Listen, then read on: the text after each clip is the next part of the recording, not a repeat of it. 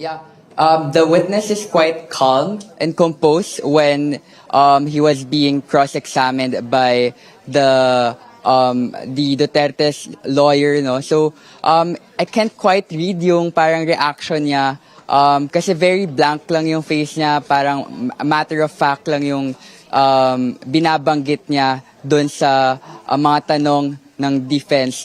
Pero unlike dito kay doon sa NBI agent Kalilong, medyo yung House Prosecutor na si Amando Ligutan, very expressive yung mukha niya. He's quite a character. Yesterday, actually, nag-viral nga siya because ngayon sa exchange between him and the Duterte's lawyer, Carlo Narvasa. So, kanina, when Kalilong was being cross-examined by Duterte's lawyer, I saw yung affirmation niya na habang sinasagot ni Kalilong yung mga tanong nung lawyer ni Sara Duterte, no? So based on that, you can see na the Kalilong or the witness of the House Prosecutor performed well. So aside from that, it's interesting again, parang yung interaction between Narvasa and Ligutan, because as mentioned nga kahapon, nag-viral yung constant objection nitong si Narvasa dun sa mga points or questions na nire-raise ni Ligutan dito sa witness from the National Bureau of Investigation. Aside from that, we also counted yesterday we counted how many times yung objection na ni-raise ni Carlo Narvasa, but then based on our count, it's around 25, and based on our ongoing count, it's roughly the same na around 20 times din nag-object itong si